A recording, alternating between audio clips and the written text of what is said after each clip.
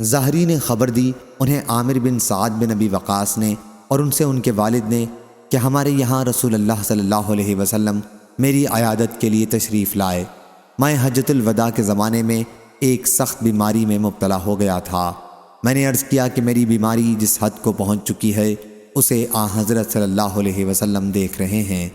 میں صاحب دولت ہوں اور میری وارث میری صرف ایک لڑکی کے سوا اور کوئی نہیں، تو کیا میں اپنا 2/3 مال صدقہ کر دوں؟ حضرت صلی اللہ علیہ وسلم نے فرمایا کہ نہیں۔ میں نے عرض کیا پھر آدھا کر دوں؟ آپ نے فرمایا کہ نہیں۔ میں نے عرض کیا 1/3 کر دوں؟ حضرت صلی اللہ علیہ وسلم نے فرمایا کہ 1/3 بہت کافی ہے۔ اگر تم اپنے وارثوں کو غنی چھوڑ کر جاؤ تو یہ اس سے بہتر ہے کہ انہیں محتاج چھوڑو اور وہ لوگوں کے سامنے ہاتھ پھیلاتے پھریں، اور تم جو بھی خرچ کرو گے اور اس سے اللہ کی خوشنودی حاصل کرنا مقصود ہوگا، اس پر بھی تمہیں ثواب ملے گا، یہاں تک کہ اس لقمے پر بھی تمہیں ثواب ملے گا جو تم اپنی بیوی کے منہ میں ڈالتے ہو۔ صحیح بخاری حدیث نمبر 5668۔